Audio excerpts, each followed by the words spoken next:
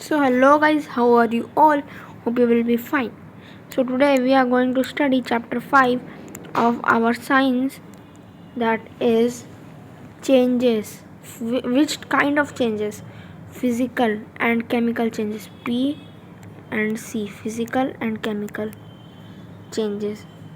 In our daily life we come across various changes. For example, some examples are given below: dissolving of sugar into water, formation of curd from milk, formation cooking of food, cutting a piece of paper, stretching a rubber band, melting of ice, melting of wax, boiling of water, rusting of iron, and many more.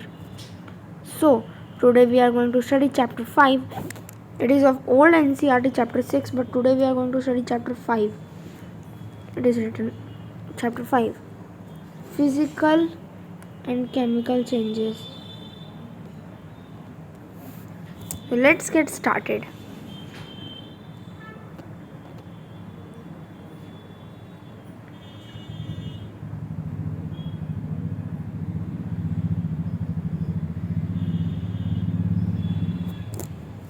Chemical changes. So chemical change is a change in which new substances are formed. मतलब ये A है और इसके साथ हमने कुछ mix किया तो हो गया केमिकल चेंज, तो ये B बन गया. तो ये A से जो B बना इसी को बोलेंगे केमिकल चेंज. इसी को क्या बोलेंगे? Chemical change. Chemical change can also be a chemical reaction between two reactants such as rusting of iron, burning of wood, formation of curd from milk, cooking of food, rusting of iron, and many more. During a chemical change, formation of new substance takes place. Heat or light may be absorbed or released. ठीक है.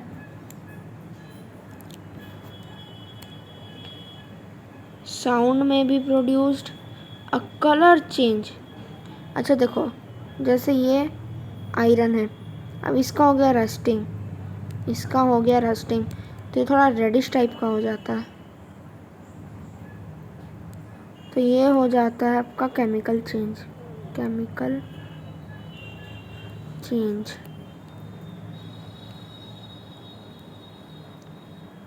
A change in smell may take place or a gas may be evolved or formed. ठीक है. तो ये है कुछ pictures. जैसे यहाँ पर क्या हो रहा है? बर्निंग ऑफ फूड हो रहा है, कुकिंग ऑफ फूड हो रहा है. ठीक है ना. Burning of magnesium ribbon. ठीक है, मैग्नीशियम रिबन. तो ये एक होता है केमिकल चेंज. Chemical change.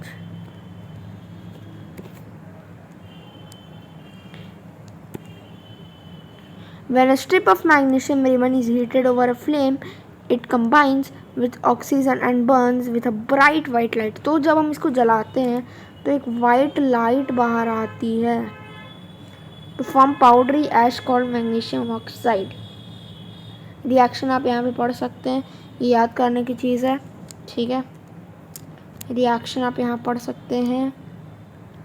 तो हम आगे बढ़ते हैं. तो ये इसका पिक्चर कुछ इस तरह से ये वाइट लाइट इवॉल्व होती है. ये जो आप लाइट देख रहे हैं इसी के बारे में चर्चा हुई है थोड़ी देर पहले. तो चलिए अब आगे बढ़ते हैं. There are two types of changes. These are chemical and physical changes. Means physical and chemical. Chemical changes we have read, so now it is a time for physical change. Is a change in which no new substance is found. तो physical change is a kind of change in which no new substance is formed. This I need to highlight.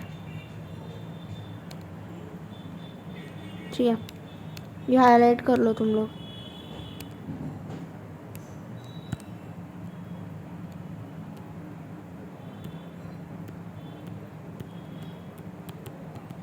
ठीक है,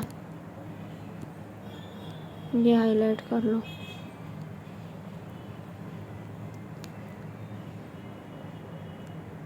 तो ये है कुछ changes. अब reaction between copper sulphate and iron. ठीक है, तो ये है एक आयरन नेल. आयरन नेल, इसको जब हम करते हैं, चलो हम पहले रीड कर लेते हैं, इससे कंसेप्ट और क्लियर हो जाएंगे। Dissolve some copper sulphate in a beaker and add a few drops of dilute sulphuric acid. तो सबसे पहले क्या करना है, copper sulphate in a beaker को मतलब इसको एक बीकर में डाल लेना है। कॉपर सल्फेट को एक बीकर में डालना है और उसमें some drops of dilute sulphuric acid डालना है। सल्फ्यूरिक एसिड हमने चैप्टर 4 में पढ़ा था, एसिड बेसिस एंड सॉल्ट्स में। The solution is blue coloured. Drop a nail और a shaving blade into it. Observe the colour of the nail or blade after the half an hour. A brown deposit of copper is formed over the nail or blade and the solution color changes to green due to the formation of iron sulfate. समझ आ गया? Rusting of iron, ये सबसे important topic है इस chapter का। ये सबसे important topic है चैप्टर का, मोस्ट इम्पोर्टेंट। लिख लो साथ में, बता रहा हूँ, ठीक है, काम आएगा। Rusting of iron causes damage to articles made up of iron.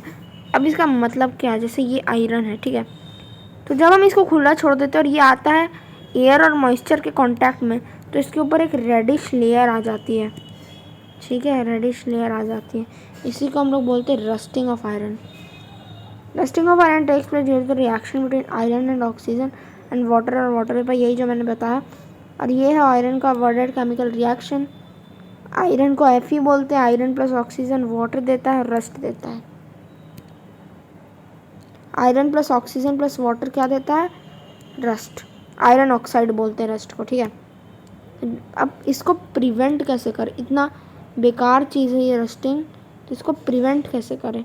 Applying oil और grease, applying paint, coating a thin layer of metals like zinc और chromium. The process of coating a layer on zinc is called galvanisation, it prevents rusting. All are almost same, मैं आपको एक समझा देता हूँ, जैसे galvanisation. Galvanisation,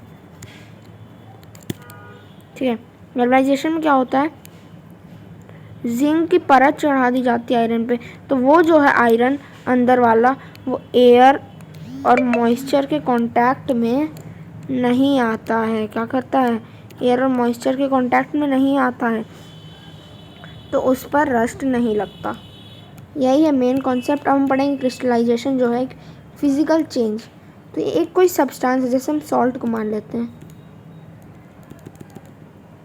salt मान लेते हैं, सॉल्ट।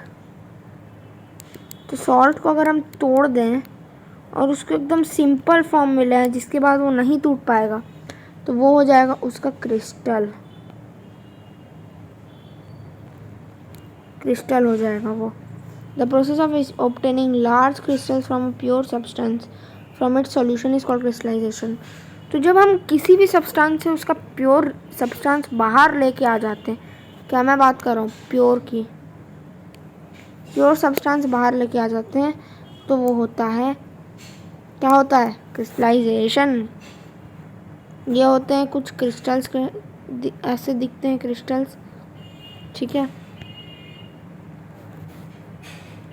फिजिकल चेंजेस, तो ये हमने पढ़ा नहीं था, ये थर्ड स्लाइड है, ये बाद में कैसे आ गए मेरे को नहीं पता। तो फिजिकल चेंज का हम डेफिनेशन जान लेते हैं। No new substance is formed, shape, size, state, structure, ये सब में चेंज आता है। स्टेट मतलब स्टेट ऑफ मैटर, ठीक है। हाँ, तो यही था आज हमारा आज का वीडियो। कैसी लगी आपको वीडियो, अगर अच्छी लगी हो तो लाइक कर दीजिएगा और चैनल को भी सब्सक्राइब कर दीजिएगा। अब जब तक नई वीडियो नहीं आती तब तक के लिए बाय बाय।